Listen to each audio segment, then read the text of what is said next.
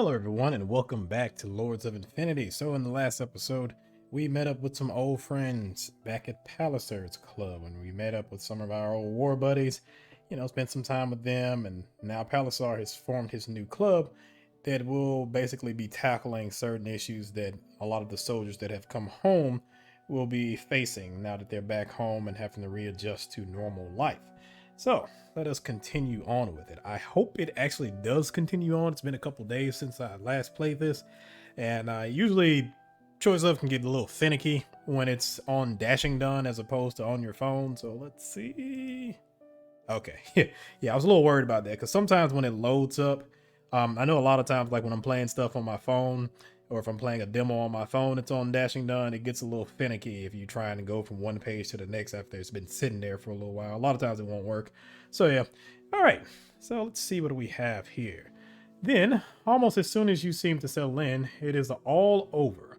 The clock reads well past midnight, and only those without business in the morning linger on, supine upon the settees and armchairs of Lord Palisare's study like the wounded in the aftermath of a battle.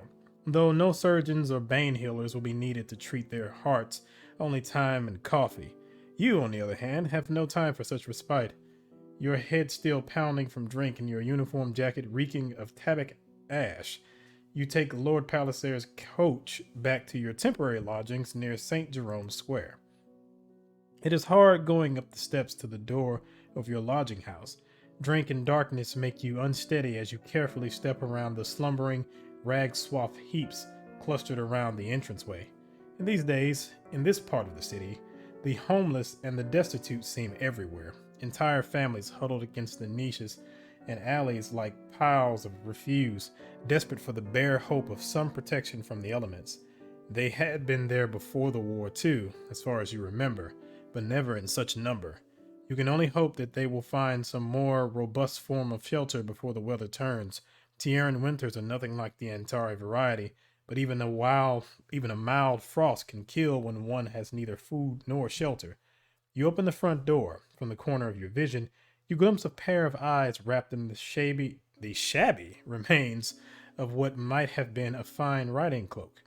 For an instant, you seem to see those fugitive orbs stare hungrily at the door which you have opened, the door to warmth, shelter, to the flickering light of the fire still blazing in the parlor beyond. You step inside and look back out into the cold. Perhaps, no, but there is nothing now, only darkness. You shut the door behind you. Exhaustion begins to creep into your limbs as you climb the narrow staircase up to your temporary lodgings, your feet laden lumps as you drag them up each step.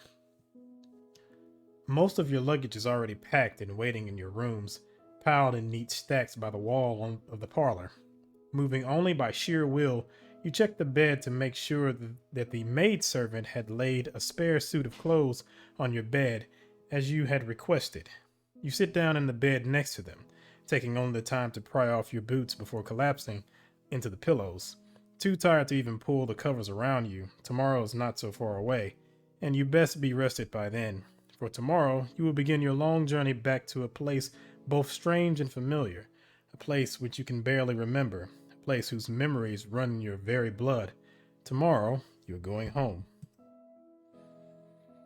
All right, Chapter 1, wherein the Lord of the Cortez returns to the place of his birth and is reacquainted with the affairs of his noble house. Oh, this should be interesting. As you may have noticed, my lord, the roads remain in terrible condition. As if to prove the point, your family's rickety old coach chooses that moment to lurch violently from one side to the other.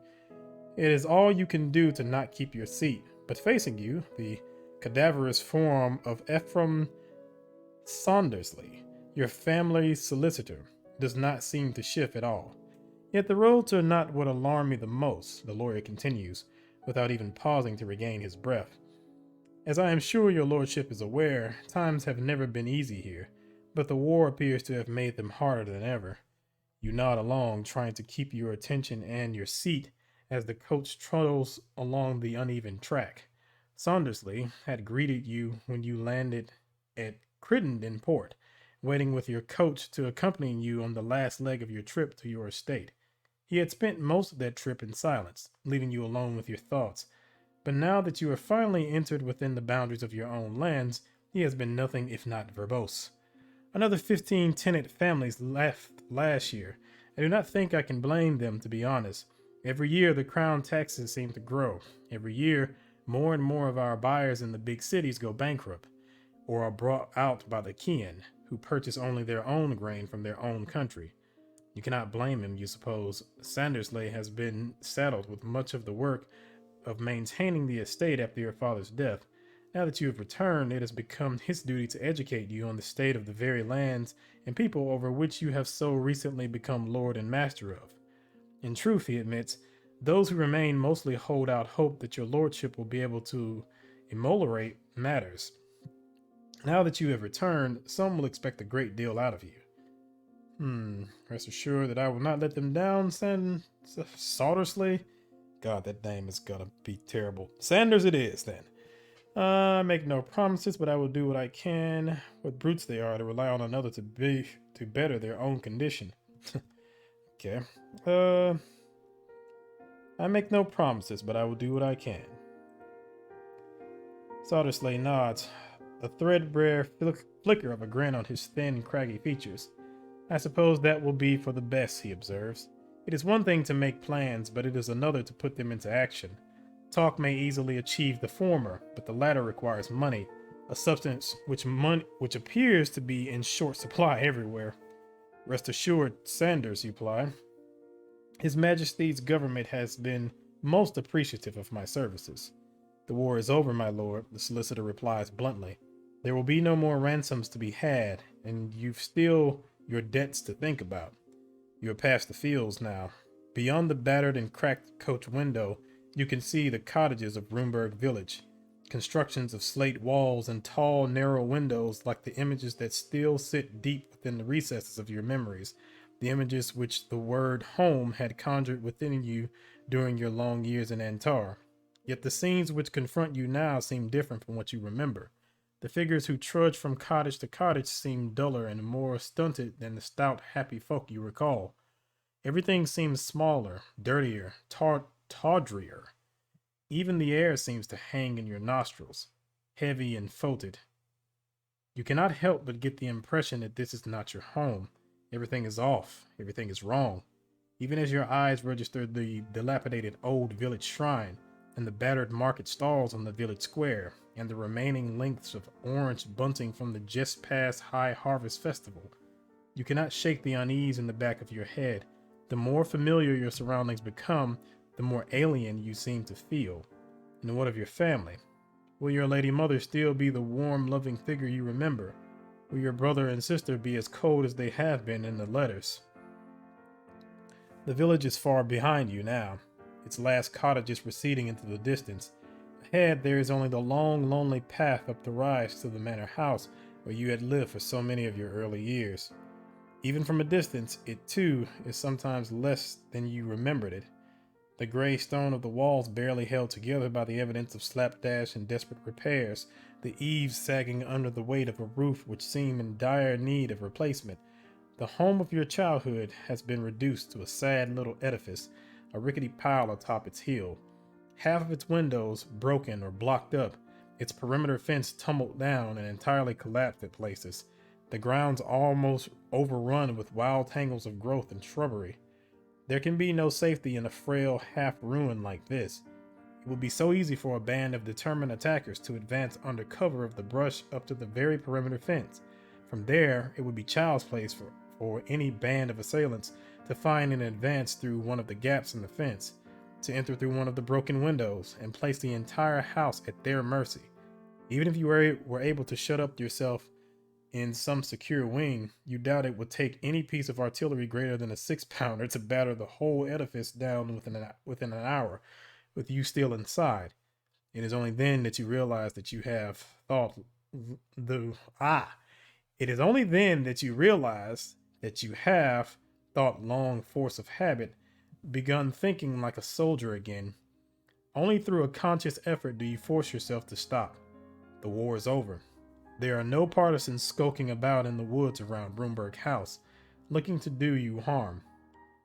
You may have enemies in Tierra, true, but nobody so barbarous as to attack you with cannon. Surely to apply military patterns of thought to your life at peace would be ridiculous, wouldn't it? Hmm. I mean, I'm not at war anymore, but that doesn't mean I don't need to stay on my toes. I mean, if anything, I probably need to stay on my toes even more so now because of the cutthroat politics and so on and so forth. I have a feeling that civil war is probably going to end up being a thing by the end of this game. Um, yeah, I may no longer be at war, but some of what I've learned may yet be of use. True, you are a king's officer on the active list no longer, but that does not mean the lessons you have learned during your long years at war will be of no use at all. While the command of a squadron of dragoons is a much different affair from the management of an estate, there will no doubt be some overlap. After all, are not both disciplines one which ultimately rest upon one's ability to lead men effectively? You will have to remain flexible, of course. You can hardly expect to snap out of commands to your tenants to be obeyed immediately and unquestioningly as you might to a group of common soldiery, and you shall have to take care not to offend the gentlemen of your neighboring estates with anything that might resemble a soldier's coarseness, but surely such matters might be addressed later. As for now, you may yet have need for a soldier's talents. The coach trundles on, past the rusted wrought iron gates and up the paved drive to where the row of figures awaits. Turn out to receive the new lord of the manor. They're all here, the half dozen men and women who had served your father and are now to serve you. They are smaller and grayer than you remember, their clothes more worn and threadbare, but one by one the sight of their faces pull a name from the deep recesses of your memory. Fernan, the foul-mouthed old groundskeeper, Mistress Ibanez, who'd run the kitchen as her own personal realm, Armand, the footman, who had once played constable and roadsman with Willie Fenton in that very same yard. You remember them, all of them, and they are not the only ones waiting for you in the battered yard. Your lady mother is there too, her eyes wide and searching, her body tense like a coiled spring as stoop-backed old Mistress Fenton stands beside her. Louisa and Carlos had still been children when you had gone to war. Now your younger siblings stand tall and proud beside your mother, transformed into a man and woman full grown. You had sent word ahead, of course. Perhaps you had never truly been cut off from them. You had exchanged letters regularly whilst you were in Antar. But letters are not the same as seeing and hearing and breathing the same air. At last the coach lurches to a stop on the uneven cobbles. Thumps echo across the ceilings as the coachman makes his way down to the side of the carriage, and his black-gloved hand pulls open the door. With a deep breath, you step out into the drive, back into the world you had left so many years ago. Mother, you report as you step down of the running board, I've returned. For a moment, your mother only nods sedently in return. Even from here, you can see the joy in her eyes, but her expression is a mask of reserve, held fast by her sense of decorum. It does not hold very long. The bond slips slowly at first. She edges forward as if falling. Then she is stepping forward with increasing urgency until she is casting aside all pretense as she closes the distance betwixt you in barest space of an instant. My boy, my dear boy, she cries as she flings her arms around you and pulls you in for a ferocious hug. You're safe, and you're alive, she exclaims, all but blubbering through the wet trails running down her cheeks. She squeezes you tight. You squeeze her back. There are times and places for reserve and for calm. This is not one of them. Your siblings are somewhat less demonstrative. They say their welcomes. Your brother bows. Your sister curtsies.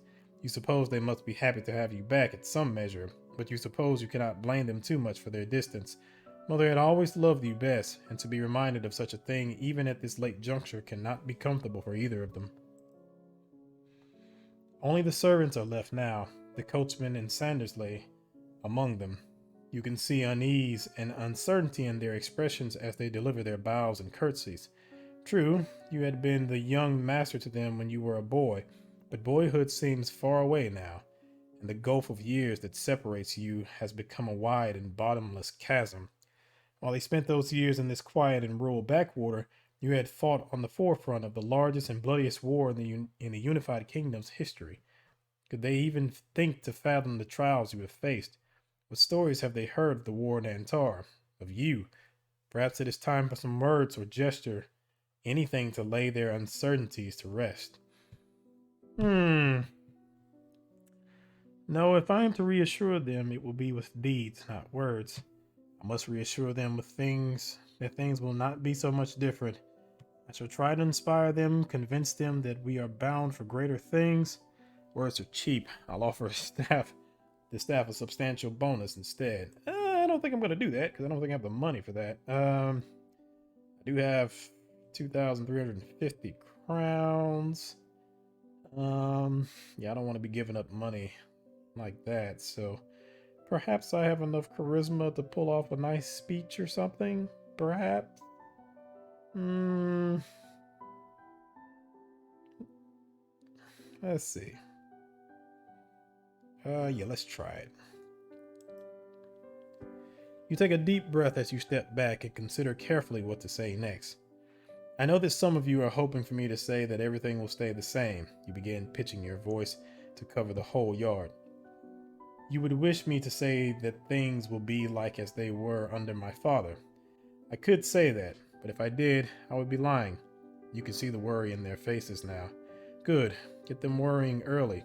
Better to get it out the way early. Play your cards right, and they will have forgotten all about it by the time you are done. Tierra is changing, you continue. The world is changing. If we sit still while the waters of history rise, we shall be swallowed up, forgotten, as if we were never here. We must rise with the tide, and we must adapt ourselves to these new circumstances. Changes mean new challenges, but also new opportunities. We have before us a rare chance to seize those opportunities, to make a brighter future for ourselves and those who will come after us. Hope rises within those assembled before you, a sliver at first, but growing with every word you speak. It mixes with fear, makes it stronger and harder, turning it into something else. I have faith that you will rise to the challenge. All I ask is that you have faith in me to lead you. Are you with me? The family retainers are not the cheering type, but you can understand well enough their slow, firm nods as fear and hope alloy into looks of fierce determination. Your words have hit the mark. Good. To your duties then. Dinner is almost a feast. There is a salad of marsh samphire, and a plate of salt crabs, their shells cracked open to expose the steaming, succulent meat within. There is a smoked herring on a bed of seaweed, and pitchers of oyster stout. No Atoria City hostess would have been caught dead serving such fare. No regimental mess either. It has too much of the air of the backwoods rustic, and lacks any of the sophistication of Kian or the Karen or Yossi cooking, with ingredients determined less by any culinary theory or high fashion than by price and by sheer proximity to the kitchen in which is to prepare it. You can imagine the polite condescension of some of your higher place acquaintances if they had been served such food. Others of their class would have likely been far less civil. Food for peasants, they would likely sneer, and people who live like peasants. But for you, it is the food of your childhood, even if all else of your past before the war seems dull and foggy, only half recalled. You remember this more than well enough. It is the taste of home, and you spoon it up with gusto. I wonder if that changes depending on where your home actually is, because I'm assuming that you're eating crabs and stuff like that because you're on the Salt Coast, or well, I think that's what it was called, the Salt Coast. But yeah, I'm assuming that's the reason why you're actually eating that food. So I wonder if it changes depending on if you're in different areas. Your mother watches you dine with a silent indulgence at first, seemingly happy to simply have you at her table again, even though circumstances have technically made it your table. She waits patiently as you go through your first portions with ferocious speed. Only once you have begun to pace yourself does she address you. Darren, she begins. Isn't it about time you begin thinking of marriage? Your fork pauses halfway from your lips to the table. You try your hardest not to perform an involuntary impression of a man suddenly struck on the forehead with a club. Marriage, mother? You manage? She nods decisively. Yes, dear, marriage. That thing people do to conceive an heir. Well, that's technically not marriage, but yeah, I get what you're saying. I suppose we shall need to find you a wife, and quickly, too. You're not getting any younger, and were it not for the war, you would have no doubt already found a lady of the appropriate disposition and standing, and sired 2 or 3 heirs by her. She pauses for a moment, finger to her lips in thought. If I recall correctly, your father was trying to get you set up with the Buenavera girl down the road when the war started. Whatever became of that? Yes, you remember that, though only barely. Your father had been rather set on helping find a respectable match, especially seeing as the son of a poor baron was not exactly the most glittering of prospects for any Bane-blooded lady of titled family. The fact that one lived only a few hours' ride away had rather been a stroke of luck. The negotiations had entered a most crucial phase, just as the war interrupted. In the end, uh, hmm, uh, I made what promises I needed to, but so I could to take the Bonavera girl to bed. Oof. I don't know if I'm that charming on here. I'm gonna say an engagement was thrust upon me, though I wanted no part of it. Honestly, I would like to either try and romance Lady Katerina or the Countess Wales, but don't know how that's gonna work out.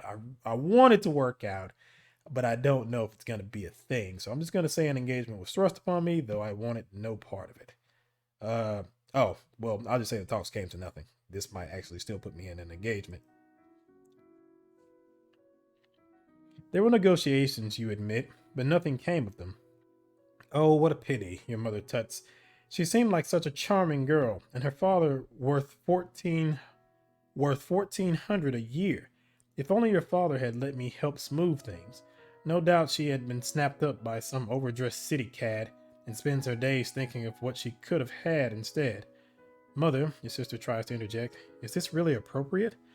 Your mother carries on. Some part of you even wonders if she has even remembered that the two of you are not alone. Well, in any case, the past is the past, and here you are still unwed. We must find you some new prospects, and quickly. I trust you do not disagree. I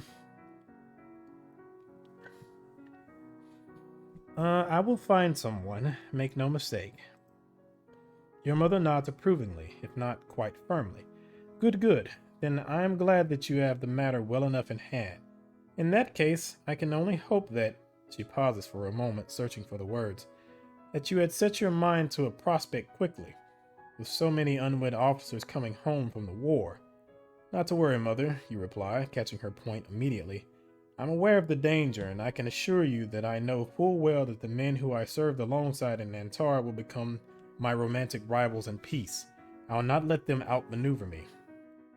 Mother's shoulders sag in relief as she favors you with a little smile filled with secret pride. Forgive a foolish old woman, then, for telling you what you already know. I shall place my faith in your abilities, then. Thank you, mother, you reply. I'll not fail. Good, your mother exclaims, her expression brightening. Then we are settled. Now, who is for dessert? Who is for dessert? It's not the best wording there, but all right. The next few days pass in a flurry of activity as you grow accustomed to your new position and circumstances. When you had been in Antar, the process of settling into your new billet had only taken a few hours. Your Batman would follow you to your new lodgings with your baggage and unpack everything as per your well-accustomed directions. You would immediately commandeer a desk for the purposes of your administrative work. After that, it was only a matter of clearing away the papers left by the desk's previous owners, introducing yourself at the local officers club, and making sure the rest of your command was similarly settled in. You had taken that for granted then. Now, newly returned to your childhood home, You find yourself surrounded by half a dozen servants who remember your name and face, but know nothing of your personal habits. Your baggage, the sparse kit of a soldier ready to depart at a moment's notice, possesses little of the necessities you suddenly find yourself in need of as a country gentleman. Worst of all, instead of having the luxury of discarding your father's confidential papers, the ones which even Saundersley is not privy to, you must read through them, one by one, at the desk which used to be his, so that you may learn of your father's affairs, and the decisions he had made in government the barony which is now yours. It is not an easy process. Even in his private notes, your father wrote of you often, and to you as well. It is almost a palpable blow to the heart every time you come across some note or memorandum headed with the words "for Darren to be brought to his notice upon his succession" written in his hand. Your mother does her best to help, offering advice when she has some insight and support when she does not. Perhaps more importantly, she keeps the house running, as she has always done, leaving you to focus on your father's notes. It is only after 3 days of near constant work that you finally emerge from your father's study, your head still filled with the list of tenants, maps of grazing fields, and the text of legal contracts. You commit yourself to a good long night's sleep.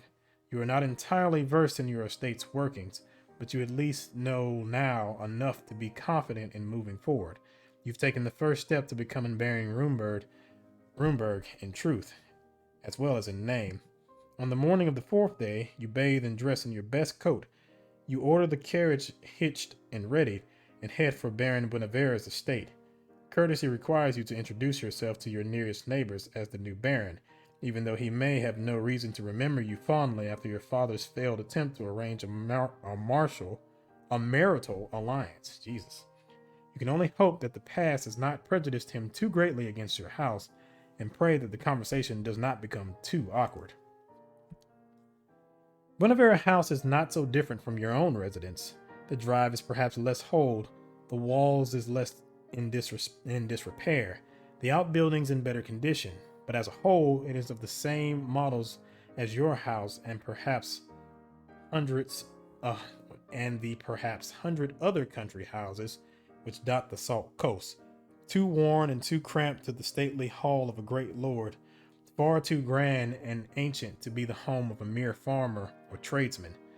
Lord Buenavera is a solidly built man, his gray hair tied back and curled, as had been the fashion amongst the country nobility when your father was young. You think he would have made a good dragoon officer were he 20 years younger.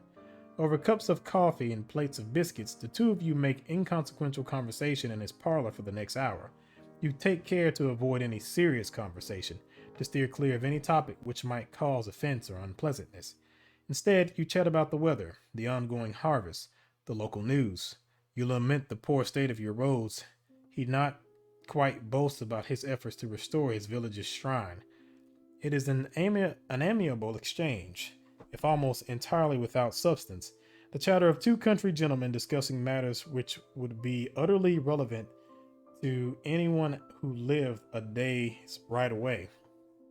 Part of you cannot help but enjoy the process of conversation without consequence after 12 years of almost nothing but the earnest discussion of war and statecraft. Part of you is slowly going mad. Thus, it is both a sadness and relief when, after your third cup of coffee, Lord Buenavera brings a third figure into the room.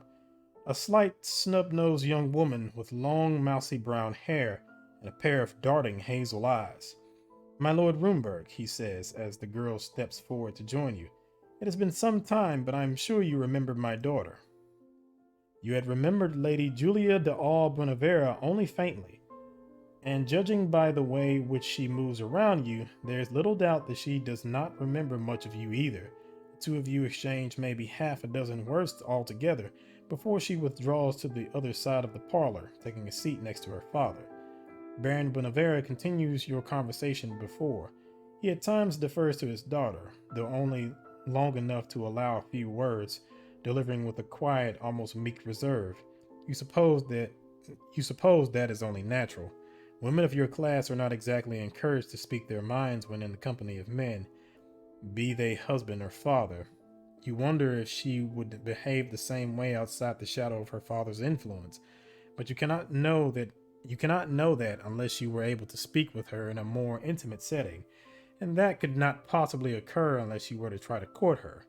Then again, perhaps. No, now is not the time for such thoughts.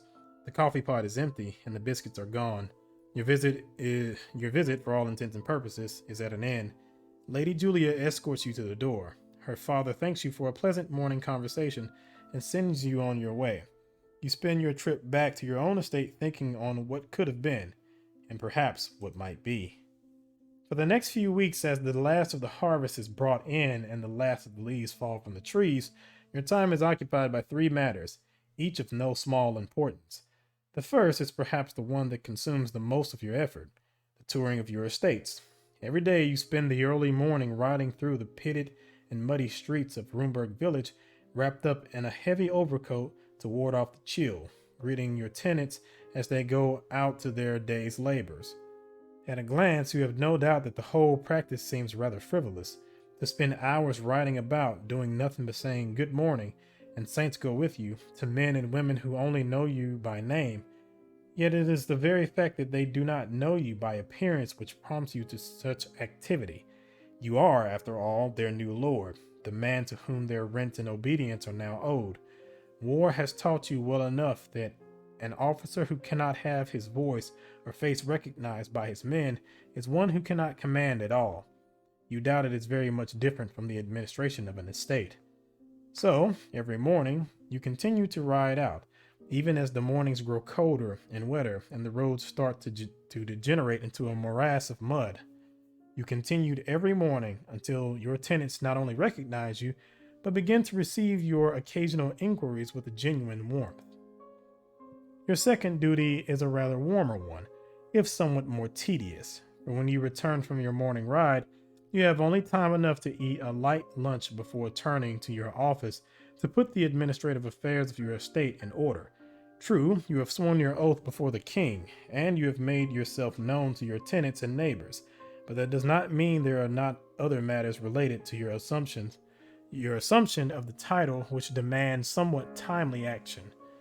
First, there are the letters to Grenadier Square and to the Duke of Canaris in Fernandad's court, informing them of your new address so that your half pay might be routed properly.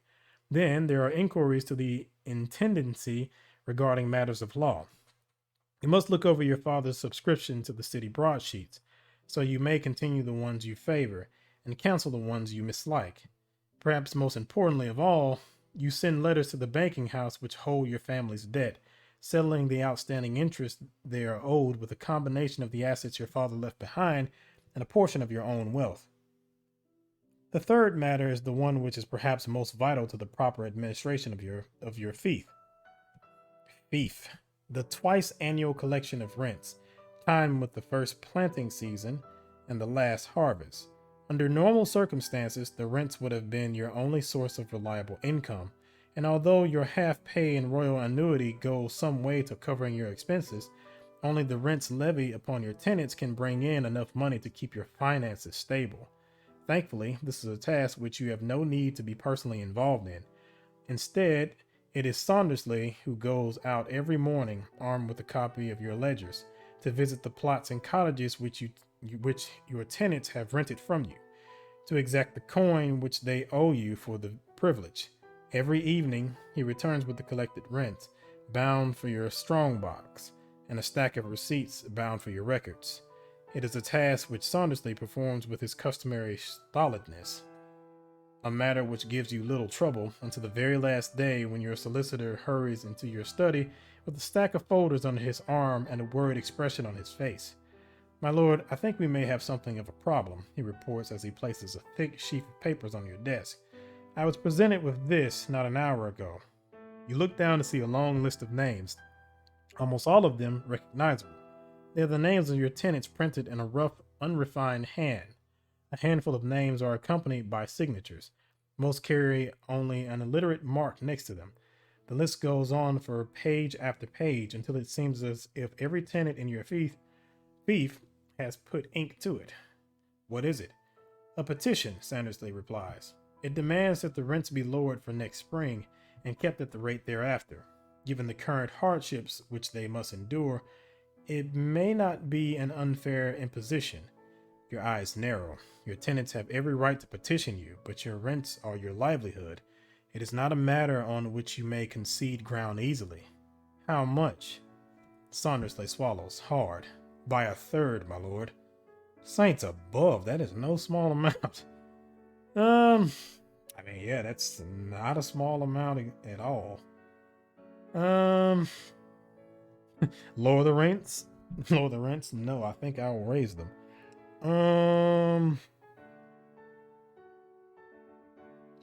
What are your thoughts?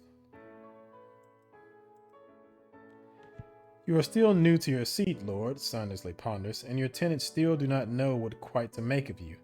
Acquiescing to their requests may ease their anxieties. It may also ruin me, you point out. This feast's revenues are not so much greater than its expenses. If those revenues were to drop so precipitously. Your solicitor nods. That is true, but here you have a chance to make an early impression on your tenants, he notes. Remember that they are not Antari serfs. If they are displeased, they may well leave. If they are happy, then they will stay, and their high opinion of you may even attract others. Their goodwill may prove to be a more valuable resource than coin. This is an opportunity to win a great deal of it.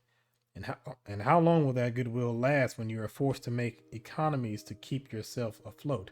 When the tenants realize that lower rents mean no more money to repair the roads or fix up the cottages, will you still have their goodwill then, or will they simply think you a fool? Saundersley looks back down at the petition, then gives you a grim little smile. I think I've made my thoughts on the matter clear. Do you have a decision, my lord? Let's see what happens if I say saints above. That is no small amount. No, my lord, it is not, Saundersley concedes. But given the circumstances, I have no doubt your tenants consider such a drastic reduction more than reasonable. Cutting rents by a tenth, perhaps, you muse, or even an eighth, perhaps. But this? You shake your head in disbelief. Surely this year's harvest could not have been that bad, Saundersley grimaces. It is not a poor harvest which is the issue, my lord. It is the fact that nobody can afford to buy what is harvest. The towns have been just as badly pressed by the king's taxes as we have, and they do not have the coin to buy all the produce they once did. I think that the return of all the men who went to Antar may have made things even worse. You nod pensively. As much as you might hate to admit it, Saundersley is likely right. With the tens of thousands of men who once made up the king's army in Antar returning home with the end of the war, there must be a surfeit of healthy men competing for what jobs exist in towns and cities, a situation sure to drive wages down. It is a wretched thought that your fellow soldiers are only making the situation worse, but that does not mean that it might not very well be true. Your solicitor clears his throat quietly. Now then, about the petition.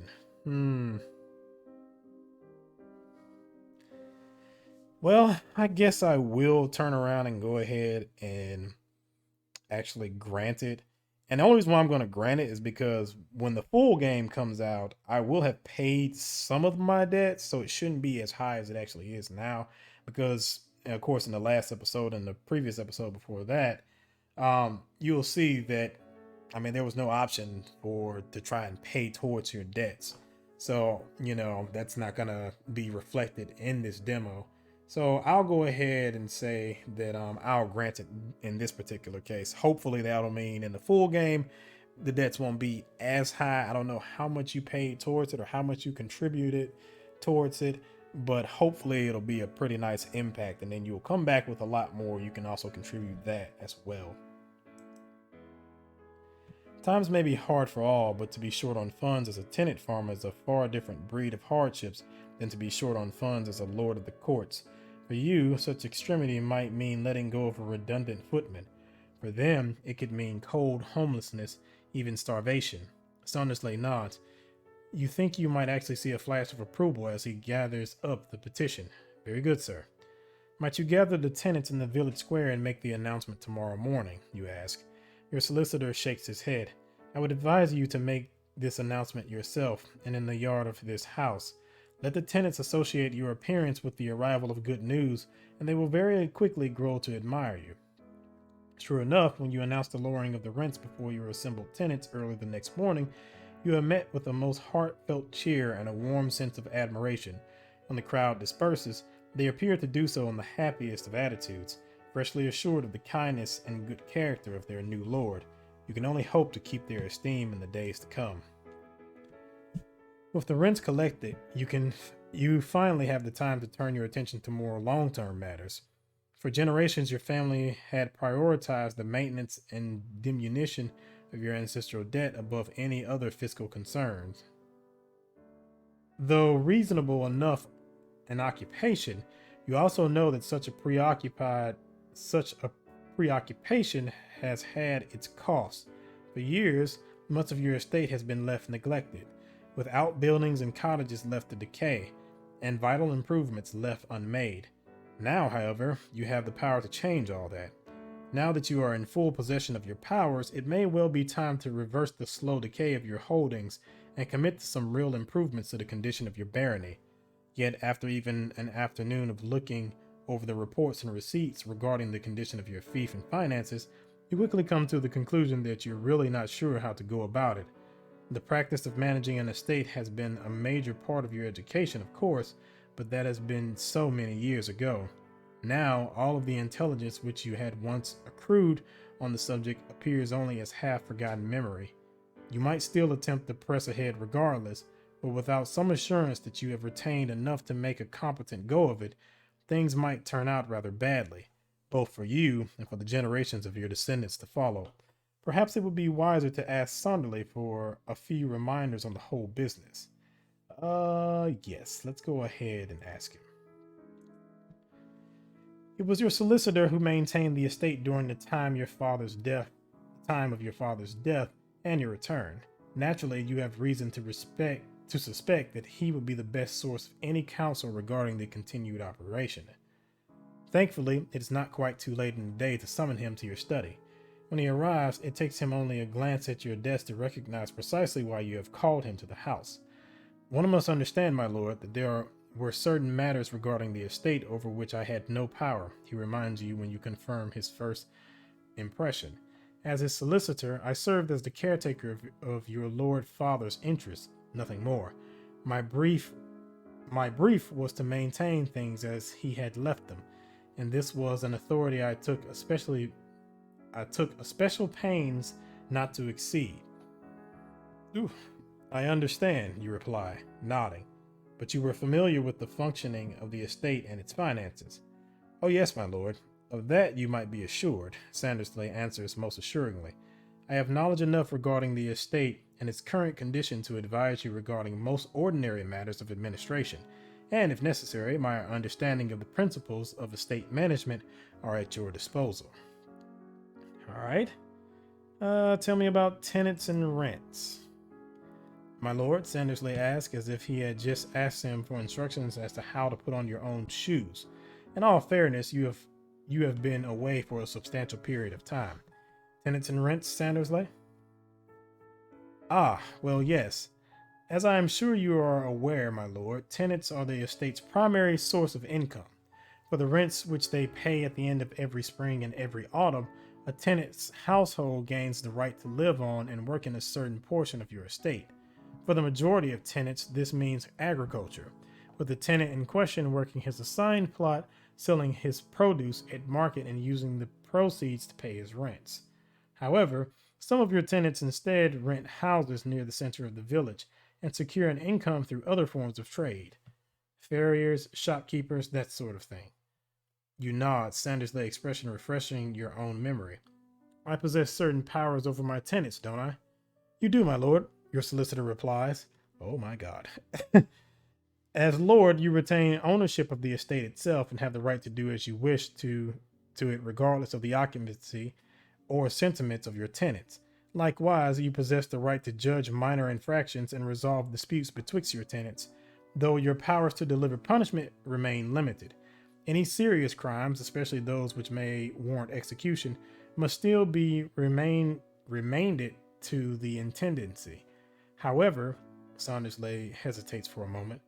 However, I must advise you not to be too free with one's power in that quarter. I don't intend to, you reply, with as much reassurance as you can. I hope that my tenants see me as a tolerant presence.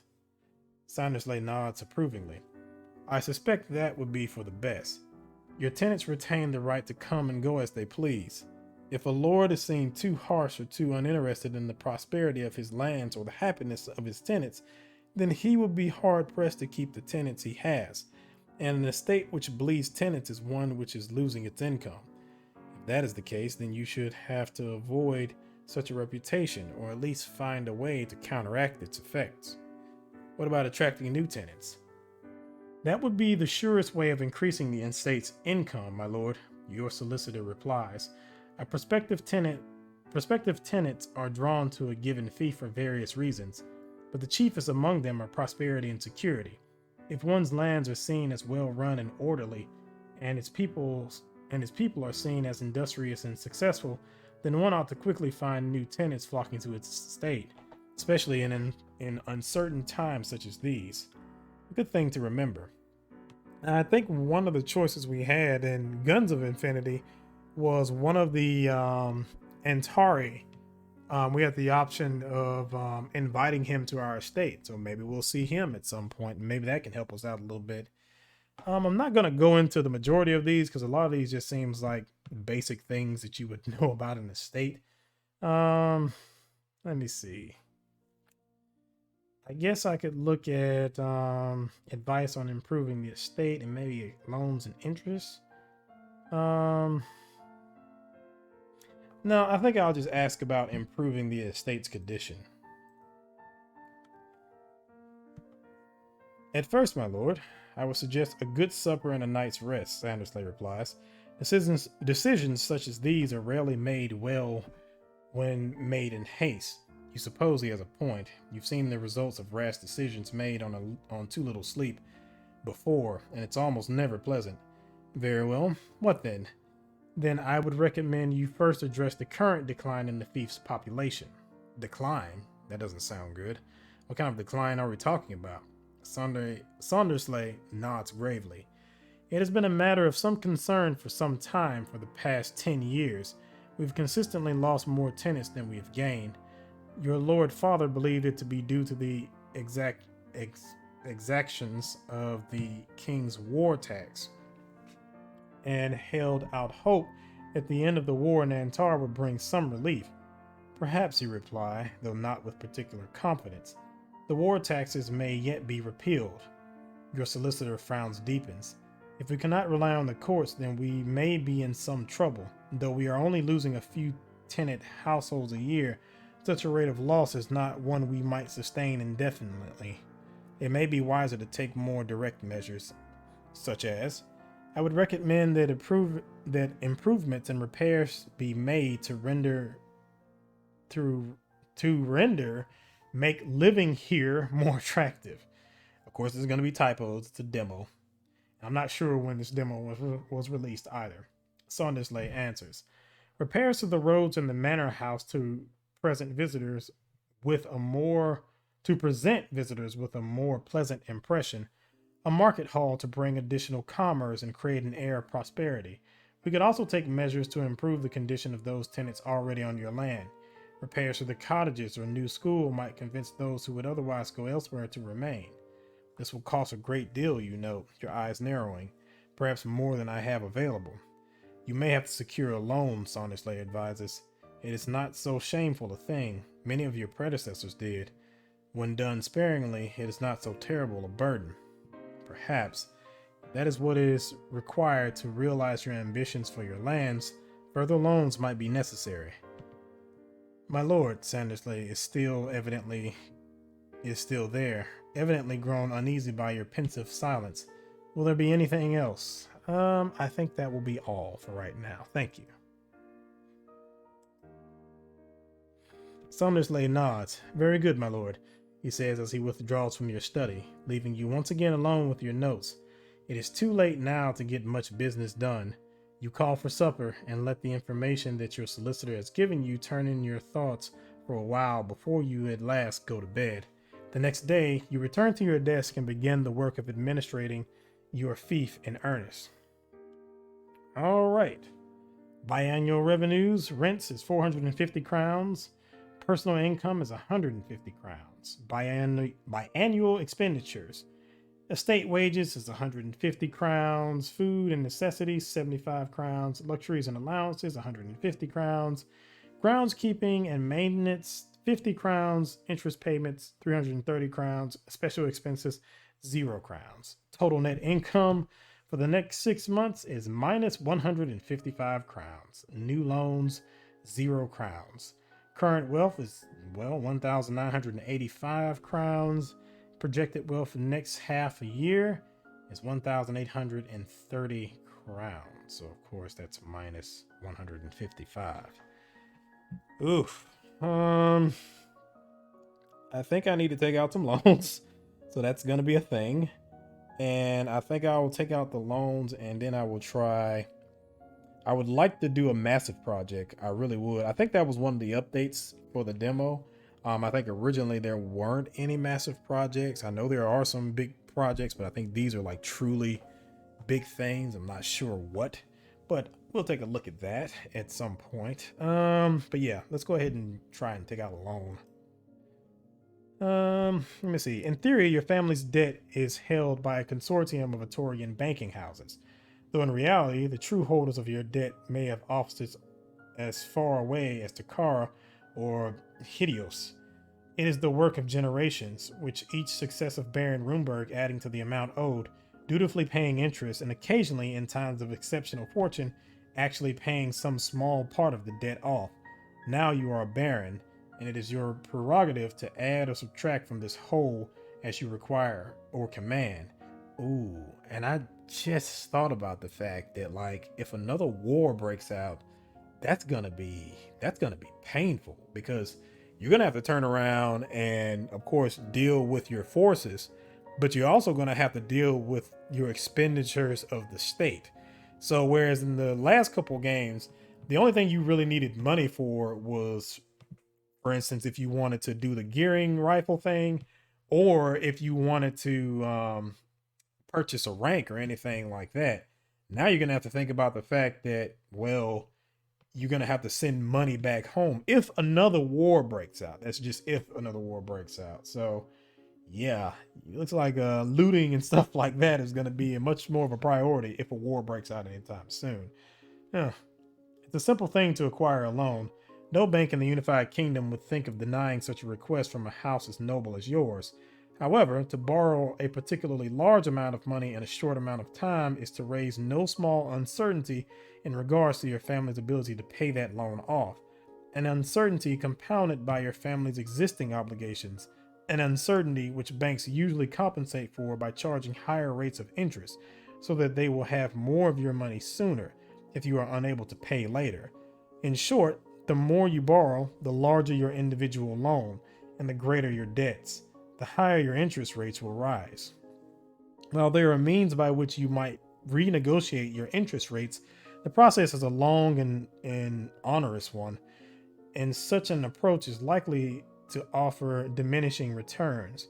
Your best and swiftest way of lowering your interest rates is through the simple expedient of paying off your debts in full. As of the current moment, family debts currently amount to a total of 16,500 crowns, a heavy burden to be sure. Your current debts currently possess an interest rate of 4%, which is just about as low as most banks will go for a house like yours. At such a rate, you are obliged to pay 330 crowns every 6 months to service your family's debt. So that's what, about 100 and some crowns. Because I'm on half pay right now, so my own personal income is 150. And my biannual estate revenues is at 450. But even still, I'm coming out at the 100 minus 155 crowns. So we really, at the very least, if we borrow some money, we're gonna have to put it into a project that's gonna get us some money. I want to, at the very least, have this at 0. So if that can be at 0, then we can probably work on other things within the game that'll help us out. For one, our stats will probably be a lot better. I'm pretty sure both of these are around a 70 or an 80 in my actual game. I could be wrong about that. So that's probably going to help us out quite a bit. Because I don't think soldiering is going to help us out that much early on. But I think my soldiering is also fairly good too. I think my soldiering is about a 50 or so. I don't remember though. But yeah, at the very least, I want to try and have some projects so we can knock that down to at least 0 and hopefully gain a net positive through something, but we'll see. Let's see.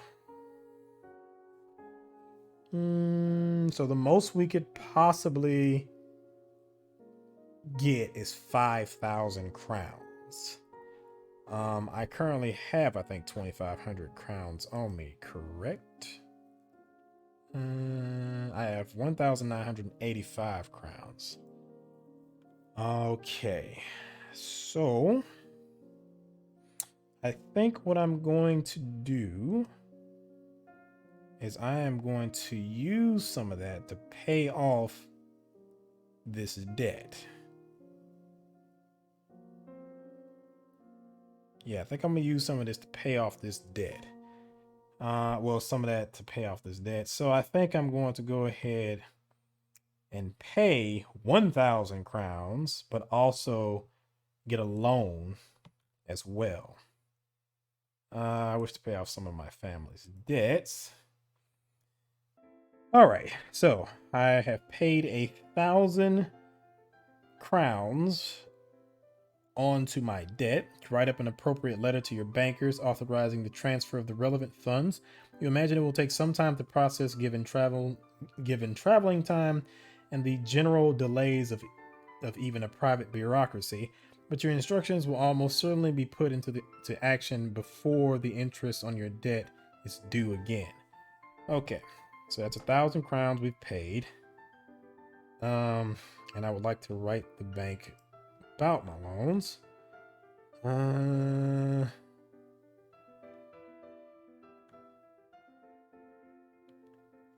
I would like to get 2,500 crowns or so.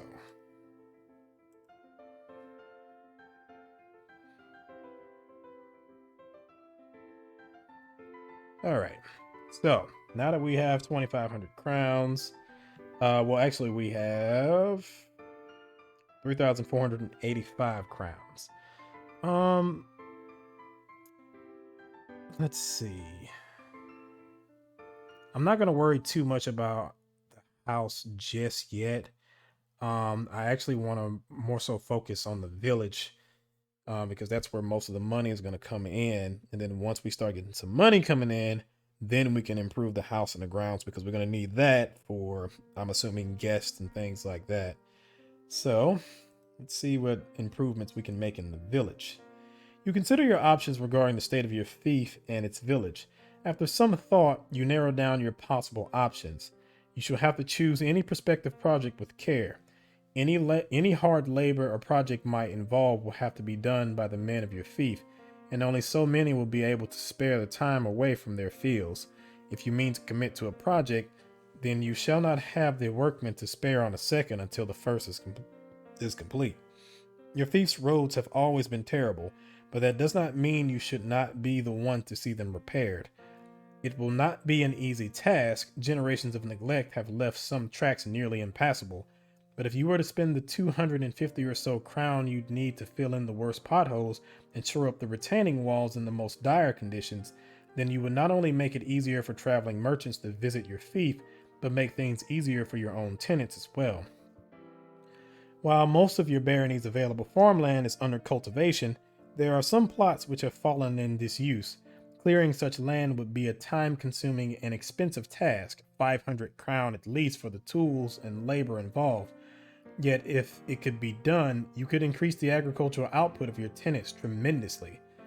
Though your tenants have the right to live in your cottages, it is your responsibility to maintain them. Unfortunately, this has been a task which has been performed indifferently at best over the past few decades. As a result, many of your tenants' dwellings are in a wretched state, their walls crumbling and their chimneys leaking. If you could perhaps commit 250 crown or so for repairs, the the problem could be much improved. While you benefited from the services of expensive private tutors in your formative years, your tenants can afford no such luxury for their children. If you were to build a schoolhouse in the village where such children might at the very least learn their letters and their arithmetic, then you have no doubt that your standing with those children's parents will be much improved. Of course, neither books or qualified instructors are particularly cheap, but the goodwill of your tenants may be worth the 500 crown such an enterprise is likely to cost. Like most of the village of Roomberg is built around an open square in which merchants and shopkeepers might do business. However, such a space offers little protection from the elements. If you were to build a covered market hall in the center of the square, then more merchants would likely be encouraged to ply their wares in your fief, especially if it means they may do so in comfort on a hot, rainy, or windy day. If you can afford the 1,250 crowns such an edifice is likely to cost, it may be well worth the price. The shrine of the center of the village of Roomberg was an impressive building once, the legacy of some long ago ancestor who paid half a fortune for its construction. Now, however, it is quite literally falling apart. Its brazier is in wretched condition. The figurines of the saints are cracked and worn, and your tenants have learned to watch their heads around the crumbling masonry of the shine's facet. To restore the whole building would incur a substantial cost, 750 crown at least, but it would much increase the standing of your fief among anyone who sees it. Okay, well, crap. Okay, so a lot of these are really expensive. Also, I do hope in the final game that it'll have the actual prices next to each one. And I'm sure once I actually click on each one, then you can actually see it and make a final decision. For now, I think I'm going to go ahead and do the roads. The roads will probably be, it's probably not going to be the easiest one, but it seems the most practical one. And then I'll get to the farmland hopefully next. I don't know how much time this is going to take, and I think it said it was going to take a while. So, let's see, that's the roads, farmland. Yeah, it's going to be time consuming and expensive with 500 crowns, but I feel like this is probably going to be the biggest one out of all of them, because I mean, with better roads and this, you have a lot of people coming in my humble opinion, hopefully. But yeah, 250 and 500, I'm pretty sure that's going to be a pretty nice payout for both of those. So let's go ahead and do this. I also do hope that as the game progresses and hopefully as more people come in, there will be other opportunities to have certain things basically kind of, done as well, because this kind of feels limited right now. It kind of feels like you're not going to be able to do a whole lot. And there was one game I played, I cannot remember. Lords of Aswick. That's what the name it was called. Lords of Aswick. In that one, it actually had a situation that was kind of similar, where you had to work on your fiefdom and stuff like that. But what was nice about it was that if you were smarter, and I think if you were more focused on arithmetic and stuff like that, and math and courtly duties and things like that, you could actually use your intelligence to get 2 projects, and those 2 projects would give you a pretty big bonus as far as money and stuff like that. But you have to choose the right things and stuff like that. So I'm hoping that you will see something kind of reflected in this, where if you're more knowledgeable in certain aspects, then perhaps you can kind of help out with certain things. So like in this case, I have a lot of intellect. So maybe I can have another gearing rifle situation where I can kind of come in and say, well, hey, why don't we do this? Or why don't we do this? Or maybe if I have a lot more charisma, then maybe I can turn around and influence the workers and get them to kind of, work a lot faster and help out a lot more. But just a thought. The game is pretty much almost finished now, so I guess it's a little late for that. The road should be my top priority. You make a note to set aside the appropriate funds and draft a call for workmen to be posted in the village square. The winter snows will make it impossible to begin work until the beginning of spring, but by then you should have everything in readiness to start construction in earnest. Until then, all you can do is wait. Okay. that's all I can do for right now. So let's finish managing the estate. It is not long after the autumn gives way to the first frost of winter. The muddy roads freeze solid into uneven pitted tracks before being buried entirely under the first fall of snow. The tenants of your fief shutter their windows and stay within their cottages, leaving only the rising pillars of smoke from their chimneys as a sign of their existence. You too are shut up indoors. With all your immediately pressing business dealt with, you suddenly find yourself with nothing to do. Being isolated entirely from news of the outside world by the snowed-in roads, true, Antar had much harsher winters, but in Antar you had the society of your fellow soldiers. Even in that first winter, in that wretched little outpost by the River Cairn, there had been your dragoons and a half company of grenadiers, and Lord Wolfswood, who was merry enough for 10 men. Here there are only servants, your mother, and your increasingly grating siblings to liven your short, bleak days, and your long equally bleak nights. Good God, I'm gonna learn how to speak eventually. Week after week, it is the same endless monotony in a house that begins to feel more and more like a dilapidated, draughty prison. You must do something, anything, or else you fear that you may go mad. Now, I would probably do my writing because, of course, in the first couple of games, I was writing my memoirs. I don't think I finished them, and I think you can actually finish your memoirs depending on how your stats go and depending on what choices you make in the previous game. But I don't think I finished mine. But I'm going to choose to try and reacquaint myself with my brother and sister.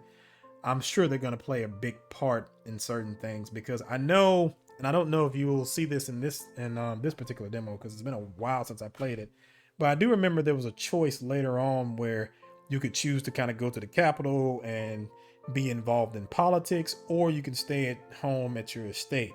So that's a pretty big decision, and you're going to see a lot of changes there. And I'm assuming that you're going to have to leave things to your brother and sister. So you might want to get acquainted with them. And I actually think now that I might go back and change my playthrough. So where I'll have my father be around, but I might change it to where my mother has passed away. And hopefully that will give me the ability to have a better relationship with my siblings, because the last thing you want is squabbling brothers and sisters. But yeah, let's try and talk more with them. Also, I hope you can name them yourselves at some point. It would be nice if you could have, your own names for them and everything like that.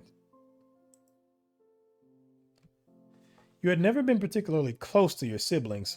Perhaps it was a simple difference in age, so much more consequential among children than adults, or maybe it was something deeper, a difference of perspective, of attitudes. Perhaps your time in Antar has changed matters. You have been gone more than a decade, after all.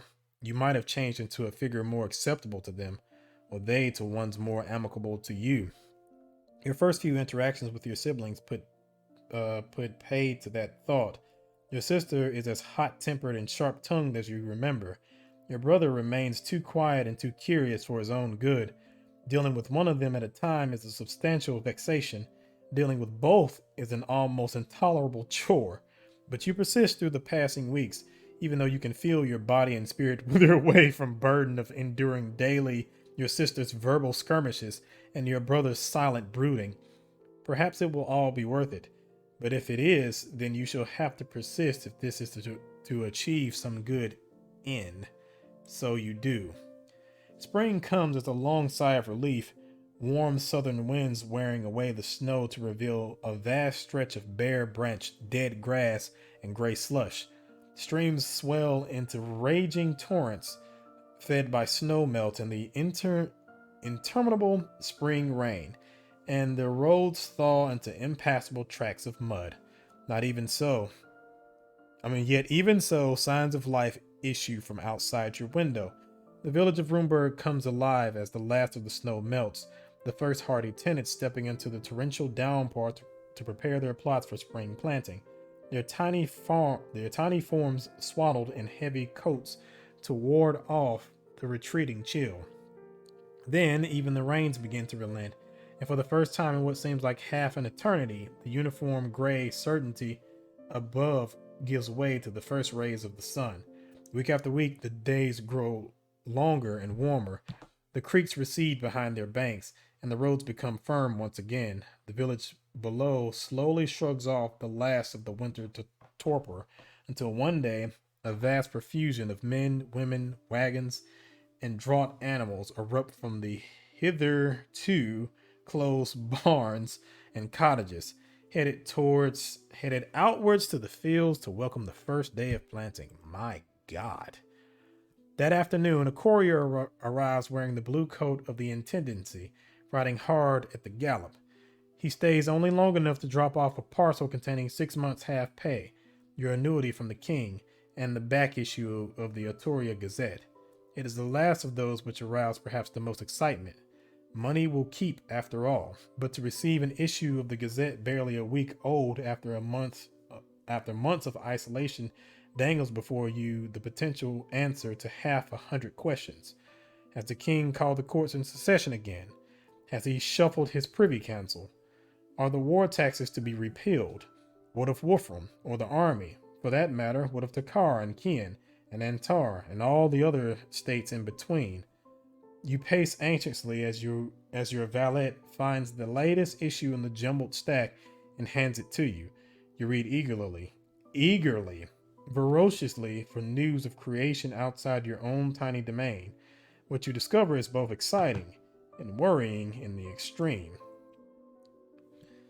All right, I'm going to stop it right there. And in the next episode, we will find out what has actually happened. So we've gotten introduced to, dealing with our estate. Interesting. So it seems that my intellect went up, but my charisma went down. No? Or did both go down? I think my charisma went up a bit, and my intellect pretty much stayed the same. I could be wrong about that. I'm going to look at the video and see if that was actually true.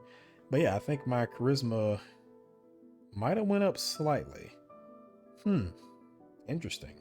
I wonder what was the reason behind that. But anywho, yeah, in the next video, we will find out what news has come from the capital and around the unified kingdom.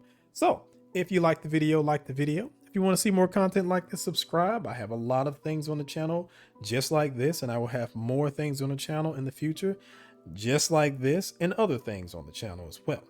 If you have any questions, comments, concerns, feel free to leave it in the comment section and I will get to it as soon as I possibly can.